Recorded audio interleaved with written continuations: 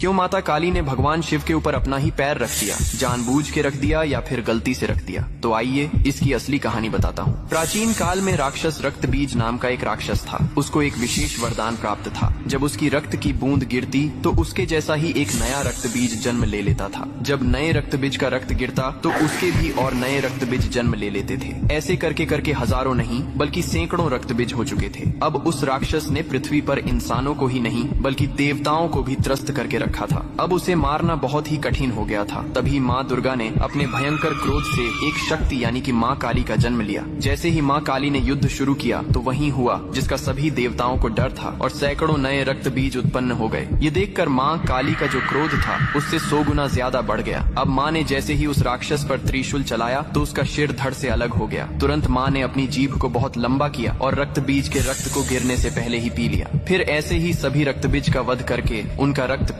पीकर उनका क्रोध अब 100 गुना से 200 गुना बढ़ गया था। धरती कांपने लगी थी, समुद्र मथने लगे थे, देवता भयभीत होकर इधर उधर भागने लगे थे। तब देवताओं ने भगवान शिव से प्रार्थना की, हे महादेव, आप ही माता काली के संताप को शांत कर सकते हैं। शिव ने देवताओं की पुकार सुनी और माँ काली के सामने युद्ध भूमि में पहुंच गए। लेकिन माँ अपने तांडव में इतनी लीन थीं कि उन्होंने शिव को भी नहीं देखा। तभी भगवान शिव ने स्वयं माता के चरणों में लेट गए। जैसे ही माँ काली का पैर अनजाने में शिव के सीने पर पड़ा, तुरंत उनका क्रोध शांत हो गया। उन्होंने नीचे देखा तो अपने प्रिय पति शिव थे। यह देखकर उनकी जीभ शर्मिंदगी से बाहर निकल आई। इसके बाद शिव ने मुस्कुराते हुए कहा, हे माँ, तुम्हारा यह रूप सृष्टि के संतुलन के लिए था, लेकिन यह रूप अब धरती पर बहुत धाम से पूजा जाएगा। यही कारण है कि तस्वीर में और मूर्तियों में माँ काली को शिवजी पर खड़े हुए दिखाया जाता है, जो बहुत